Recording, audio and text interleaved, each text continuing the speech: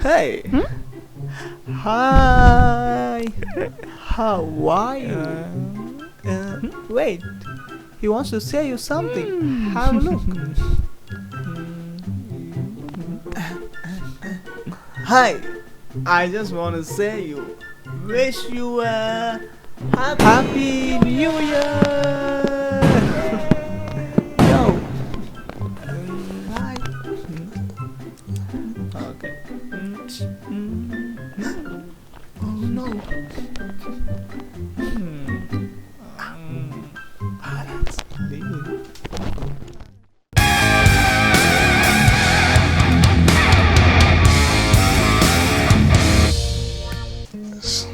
Hi guys, welcome back. I was just having some tea. Do you want to join me? What are we gonna see today? In this world, there are many beautiful things, beautiful places, beautiful flowers, beautiful animals, beautiful living beings, and nature looks at its best. But to see all of them, to admire them, to just open your mouth seeing those natural beauty, which one helps you? Your eyes. Your eyes helps you to see all these beautiful things of the world, right? So why am I saying all this? In what way is related to today's video? Yes, it is. So have you ever thought how the human eye works? Do you ever know your human eye could see to around 1 crore of types of colors, and your eye automatically adjusts itself to see this beautiful world. So how does it do it? Have you ever thought?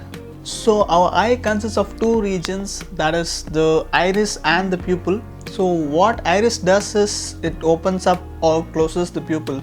So do you know how sensitive your eye is? It can just look anything, even if it is too bright, or it can look at anything even if it is too dark. That's how we are able to see anything even in the night and also in the day. So if something you see is too much bright, the pupil will be very small, that is iris will not open the pupil much. If you see something in a darker area, it's totally dark, then the iris will widen up and opens up the pupil very large.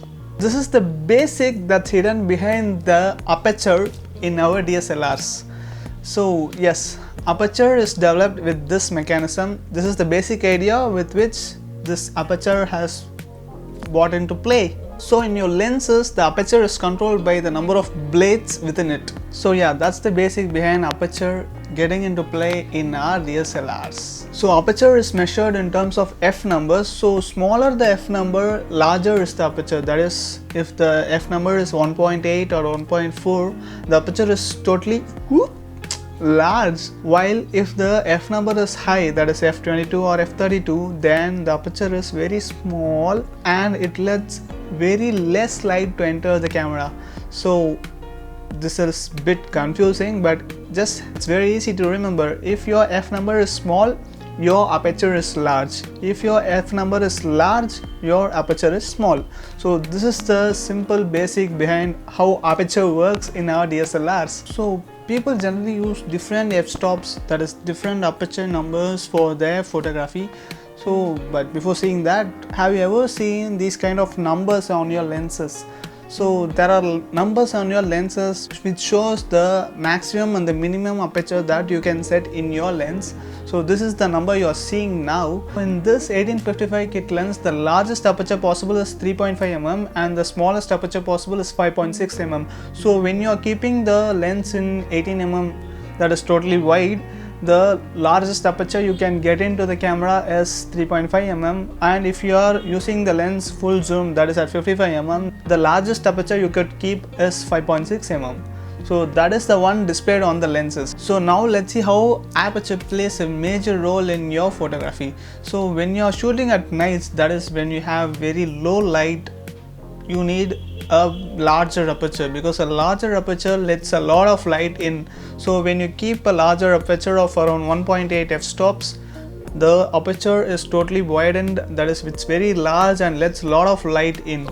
So when you are shooting at a brighter spot where you don't need much of light to get into the camera as it's already bright, then you can keep the aperture very low, that is f12 or 16, and yes, it lets very little light to enter the camera so that the photograph is not totally blown out.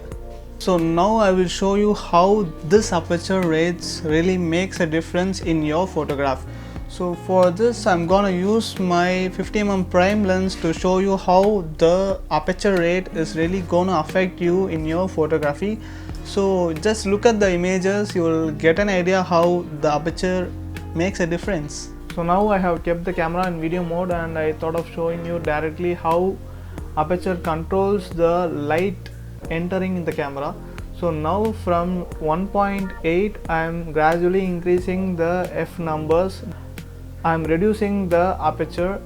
The widened aperture is now narrowed. So as we narrow and narrow and narrow, we control the light that enters the camera. So as you could see in f22, the aperture is totally narrowed and the light entering the camera is controlled. Same images can be made good by changing the shutter speed or ISO while keeping the same aperture. These are the images you are gonna see now of the same object where you keep the same aperture, changing the shutter speed and ISO. So when you have a larger aperture, that is f1.8 or f2.8, you have only a particular region in focus. That is, you don't have every little thing in this frame to be in focus if you are keeping a larger aperture. While you keep a smaller aperture like f12 or f16, you will have every little thing in the frame in focus. So that is a difference how aperture affects the focus of things in a frame. So for example, if you see this, if I keep the aperture at f1.8, only the object is in focus, while if I keep the aperture in f16 or f12, all the objects in the frame are in focus. This thing that makes the background blur and keeps your object in focus in a larger aperture while makes all the objects to be in focus in a smaller aperture is called as depth of field. So depth of field. So that's how aperture brings depth of field in your photographs. But this depth of field also varies with the type of lens that you choose. When we use a wider lens like your kit lens 1855 or your Canon 50mm lens, the depth of field will be large such that you can bring all the objects in the frame to focus.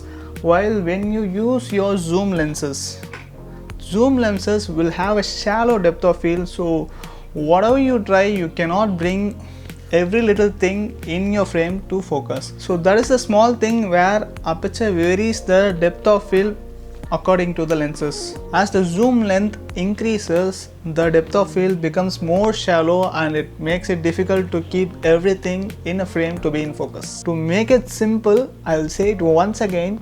So when you have a zoom lenses and you are gonna shoot something at full zoom, you are totally, so this is a zoom lens where the maximum zoom is 250. So when I zoom my lens to 250mm and shoot something, I will have a very shallow depth of field so that the subject alone will be in focus.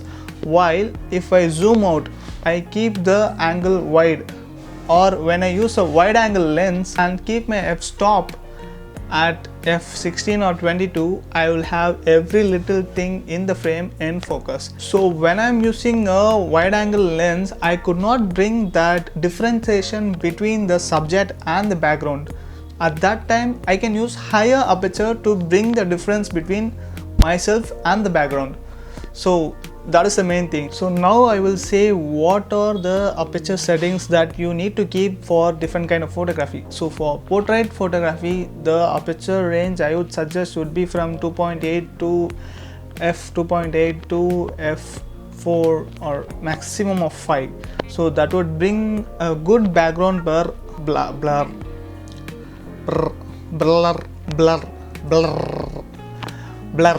background blur.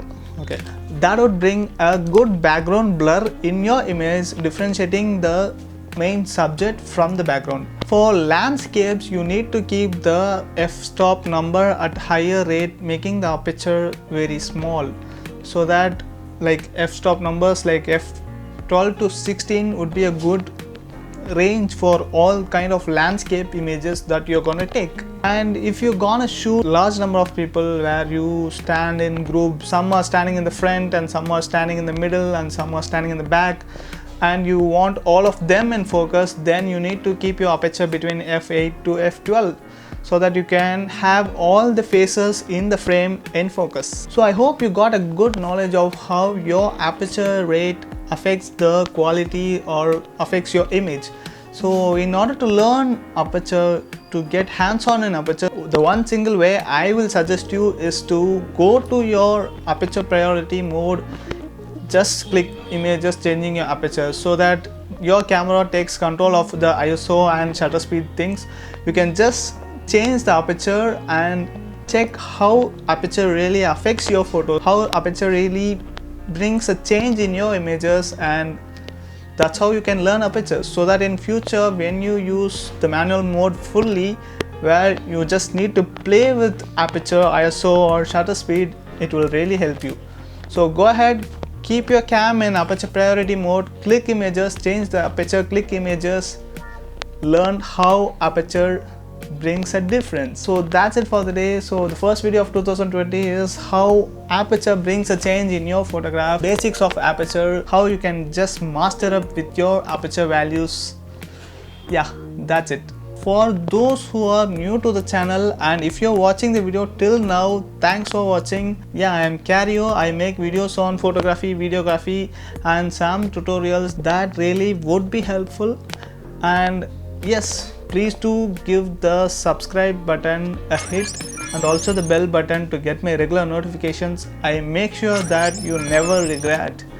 Yes, I make videos every week, and thanks for the support. So yes, that's it for the day. Wish you all a very happy new year 2020. Just keep rocking. Do what you love, do what your heart says. Thanks for watching this video. We'll meet in another video. Until then, it's your Cario signing off.